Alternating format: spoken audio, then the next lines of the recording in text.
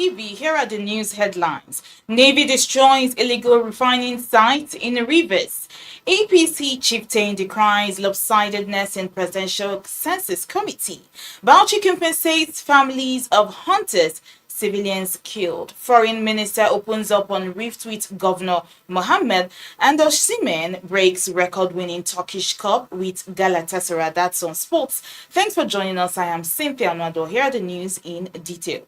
Nigerian Navy Forward Operations Base, Bonny, has deactivated an illegal refining site and impounded about 19,000 litres of stolen crude oil at Peterside Community in Bonny local government area of Rivers State. The base operations officer, Lieutenant Commander Siraj Al-Mustafa, who disclosed this on Thursday while speaking with newsmen in Bonny, said the feat was in line with the operational guidelines and strategic directives of the Chief of Naval Staff, Vice Admiral Emmanuel Ogala. He added that the illegal refining site was deactivated while an investigation was ongoing to identify and apprehend its operators. He stated that in the early hours of the same day, operatives of the FOB Bonny stationed at Okutumbi General Area, acting on intelligence, intercepted a wooden boat conveying suspected stolen crude oil and promptly confiscated both the boat and its cargo. Al-Mustafa reiterated the determination of Nigerian Army to sustain its bullish aggression against crude oil theft and illegal bunkering activities, warning perpetrators to consider alternative business options. And now a chieftain of the All Progressives Congress APC, SD Chukwuemeka Eze, has criticized President Bola Tinubu over allegations of lopsided appointments into the Presidential Census Committee. Eze, in a statement issued in Port Harcourt on Thursday, expressed dismay over the committee announced by the president, reportedly with only one section of the country dominating the committee's membership for the highly sensitive national assignment. The APC chieftain said, "It is sad and unacceptable that the president from day one of his inauguration on May 29, 2023 made his re-election bid in 2027 a centerpiece of his administration's policy, thereby relegating genuine democratic governance to the background." Eze claimed that President Tinubu did not consider anyone from the Northeast, South-South, and Southeast worthy to be a member of such sensitive committee, wondering how the dealings of such crafted and lopsided committee can do justice to the country.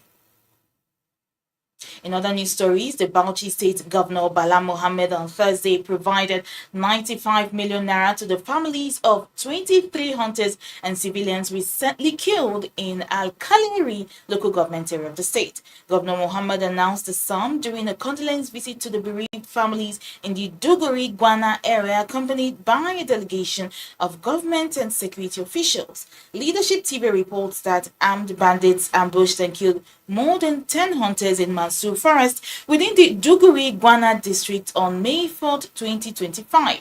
The victims were on a routine patrol along the Duguri-Mansour Dajin Madam Forest corridor, which brothers Bauchi and Plateau states when they were gruesomely murdered. Governor Mohammed confirmed that 13 hunters and 10 civilians were killed in the attack, extending his heartfelt condolences to their families and assuring them of the government's continued support. He further disclosed that he had engaged with the National Security Advisor, Malam Nuhu Ribadu, and the senator representing Bauchi South, Shehu Buba Umar, to secure additional federal assistance and tackle security threats in the state. Governor Mohammed also announced plans to recruit and train 2,100 vigilantes by the end of the year, beginning with 300 to 500 personnel from the most affected communities, noting that they would be paid a minimum monthly wage of 70,000 naira. He urged communities to remain vigilant and help identify informants aiding criminal elements. And now to foreign news. The Minister of Foreign Affairs Ambassador Yusuf Tugar has opened up on a long-standing strained relationship with the governor of his native Bauchi State, Senator Bala Mohammed.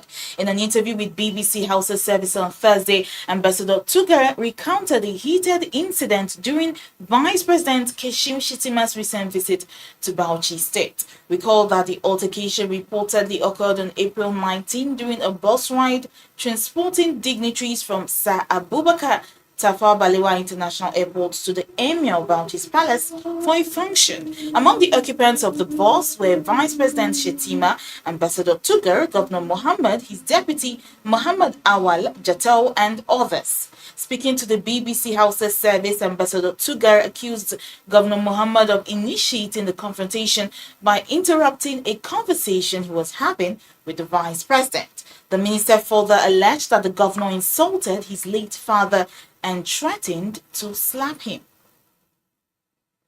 Finally, now on sports news, Super Eagles striker Victor Osimhen on Wednesday broke 2 records after helping Galatasaray to win the Turkish Cup.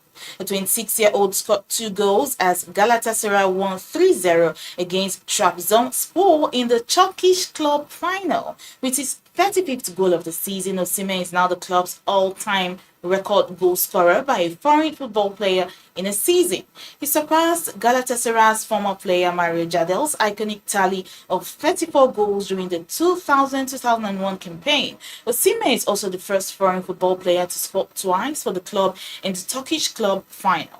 The Nigerian international joined Galatasaray on a season-long loan from Serie A side Napoli FC last year. He has attracted interest from several top European clubs, including Chelsea, Arsenal, Juventus, and Manchester United this summer. And that's all the news we have for you on Leadership TV. For more urban news stories, you can log on to our website, www.leadership.ng. Thanks for watching. Thank you for watching. For sponsorship and advert placements, please contact 080-3688-6158. Last Word Leadership Podcast Studio. You have the last word.